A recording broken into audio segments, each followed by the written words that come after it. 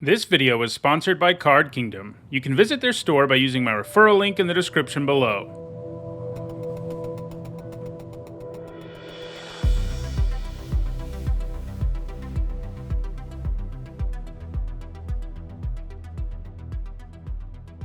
Hi everyone, I'm Nitsahone, and it's time for another MTG Top 10, the series where I rank cards based on their historical performance at Magic's highest level of competition. Today, we're going to take a look at Manowars. Manowar is a card that made its debut in Visions. This was the first set to ever feature Enter the Battlefield abilities on creatures, something that has become quite commonplace these days. This jellyfish has one of those. It costs 2 generic and a blue, and it bounces a creature to its owner's hand. This design has gone on to be replicated or modified many times over the years, usually on blue creatures, to the point that a creature with this Enter the Battlefield effect of bouncing something is often referred to as a Manowar. Creatures that can bounce other creatures when they enter the battlefield tend to be quite good because it can allow you to add to the board while subtracting from your opponents. Sure, they can cast a thing that you bounced again, but you get some pretty serious tempo whenever you play a creature like this. Before we get started, here's a quick reminder on how I score cards in these videos. First tier top 8 is worth 2 points. This includes events like Pro Tours, and a second tier top 8 is worth 1 point. This includes events like Grand Prix. Alright, let's take a look at the top 10 Manowars in Magic. At number 10, it's Exclusion Mage. Apart from its creature type, the Mage is almost identical to Manowar. The one difference in the text box is that it can only bounce an opposing creature. The good news is, most of the time that's what you want to do with this type of effect anyway, although there is a little upside when you have the opportunity to bounce your own stuff. When it was in Standard, the Mage was played in mono blue tempo decks, and it hasn't gained any points since rotating out of Standard. At number 9, it is Sadis Faithful. This 0/4 costs 1 blue mana, and it comes with the Exploit mechanic. This means that when it enters the battlefield, you can choose to sacrifice a creature. If you do choose to sacrifice one, it does the Manowar thing. Notably, the Faithful can sacrifice itself, so at the very worst it's a 1 mana bounce effect, and the additional upside it offers of giving you a body is quite nice. While it was in Standard, it was played in Rally the Ancestors decks. These decks look to sacrifice a bunch of stuff for value, cast Rally the Ancestors, and then do it again. The Faithful was nice in the deck because it was quite easy to get to exploit with it twice anytime you drew it. It doesn't get any points since rotating out of Standard. At number 8, it is Brazen Borrower Archmage. This 2/2 costs 1 generic and 2 blue. When it enters the battlefield, it has an upgraded version of Manowar's original trigger. For one thing, it says up to 1 thing gets bounced. The original Manowar doesn't say that, so it actually has to bounce itself if there isn't another target. Anyway, not only does Baron never bounce himself, he can also bounce planeswalkers, and he comes with a great payoff if you're playing a bunch of bounce effects, because at the beginning of your instep, he draws you a card if a permanent was put into your hand from the battlefield this turn. This, of course, incentivizes you to bounce your own stuff for value. Baron hardly saw any play in Standard, and he's gained the most points in Legacy, where he's played in decks that can really abuse the Enter the Battlefield ability. This includes that format's Yorion decks, which often focus on blinking creatures. Baron is also played in Alurin decks, which can combine Cavern Harpy and Baron to bounce everything for no mana. Baron is still gaining points right now, and it's likely to remain on the list. At number 7, it is Riftwing Cloudskate. For 3 mana and 2 blue, the Cloudskate is a 2/2 flyer that can bounce a permanent to its owner's hand. That type of bounce effect is incredibly broad and means this always has something nice to bounce, even if it's a land. It also comes with Suspend 3 for 1 generic and a blue. This means you can pay that alternate cost and exile it, and then you put 3 time counters on it. You remove one of those each upkeep, and when you remove the last one, you get to cast the Cloudskate without spending any mana. So in the end, you get a ton of value for only 2 mana, even if you do have to wait a little while. One thing about Suspend to keep in mind is that when it does enter from being suspended, it also has haste, so you get some pretty amazing tempo when this comes down.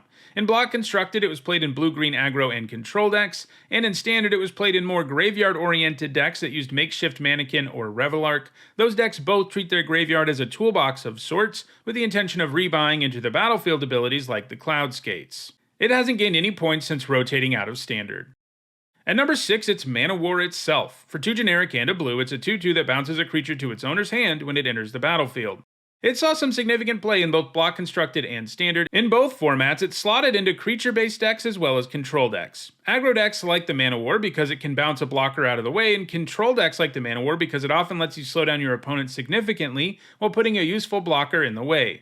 One of the more notable standard decks it was part of was Recurring Survival, a toolbox deck that could easily search up the jellyfish with Survival of the Fittest, and it could then rebuy Enter the Battlefield abilities if you wanted to by reanimating it with Recurring Nightmare. Manowar hasn't gained any points for a very long time, although if they ever reprint it in a standard legal set, I could see it potentially adding to its score. At number 5, it is Harbinger of the Tides. This 2/2 costs 2 blue mana. When it enters the battlefield, it bounces a tapped creature to its owner's hand. You can also pay an additional 2 generic mana to cast it as though it has flash. Bouncing stuff at instant speed is way better than doing it at sorcery speed, so that's some nice upside. While it is a little more restrictive than the other cards on the list in terms of what it can bounce, it's also really cheap for a bounce effect, and that flash upside really matters. It also happens to have a really important creature type in Merfolk. All of those things have led to the Harbinger seeing significant play in multiple formats. It's gained points in Merfolk decks in Modern, Legacy, and Vintage, and it's likely to gain more points in the future. At number 4, it is Dinrova Horror. For 4 generic mana, 1 blue and 1 black, the Horror is a 4/4 that bounces a permanent to its owner's hand, and then makes them discard a card. This means that if your opponent has no cards in hand, the Horror does end up feeling like straight up removal. Even if you aren't lucky enough to make that happen, bouncing something and making your opponent discard often makes the Horror into a 2-for-1 that also delivers some very real tempo. The Horror is an especially powerful card in Pauper, a format where only commons are legal. It's gained all of its points in Pauper's Tron decks, which can quickly compile the mana necessary to slam the Horror on the table. It's going to keep gaining points in that format. However, the top 3 cards on the list represent a much higher tier in terms of bounce creatures, as there is a massive gap between them and all these other bounce creatures we've seen, so the Horror is probably never going to move up this list, though it's in good shape to hold on to this number 4 slot.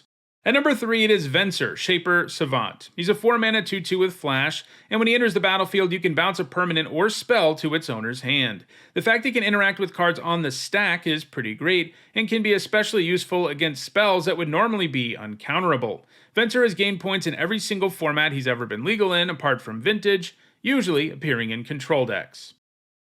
At number 2, it is Reflector Mage. For 1 generic, 1 white, and 1 blue, the Mage is a 2/3 that bounces a creature to its owner's hand when it enters the battlefield. It also makes it so your opponent can't cast a spell with the same name as the thing you bounced until your next turn. That's a really powerful bonus to add on to this Manowar effect. Preventing your opponent from being able to replay whatever you bounced usually gives you even more of an advantage, especially in situations where that's the only thing they would have been able to do with their turn. In fact, Reflector Mage proved to be so powerful that it ultimately got banned out of Standard.